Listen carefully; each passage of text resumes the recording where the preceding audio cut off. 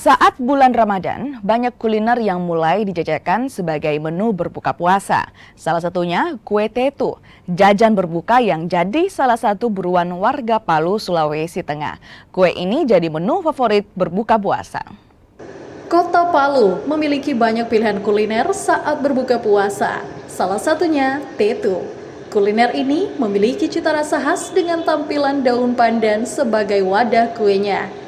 Rasanya pun ada dua varian, dengan gula putih atau gula aren.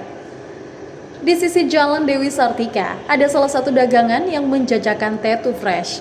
Dikatakan fresh karena dimasak langsung di lokasi penjualan. Ima, salah satu pelanggan bilang, tetu memang menjadi makanan yang paling sering dipesan saat bulan Ramadan. Selain rasa, makanan tanpa bahan pengawet menjadikan tetu pilihan. Ya, karena tetu itu apalagi kalau untuk buka puasa itu enak sekali, melegakan tenggorokan. Kemudian tidak ada unsur-unsur kimiawinya, jadi mantap. Sementara itu, Yuni penjual tetu bilang jajanan tetu ini hanya pada saat bulan Ramadan. Sengaja dimasak di lokasi penjualan agar pembeli dapat merasakan yang masih hangat.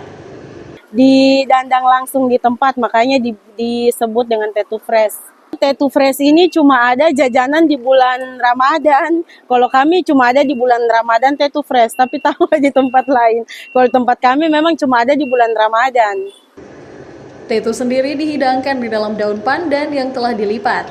Di bawah adonan ada gula aren atau gula putih. Kemudian dimasak atau dikukus bersama adonan selama 10 hingga 15 menit. Aroma daun pandan dan rasa manis gula menambah cita rasa dari kuliner yang satu ini.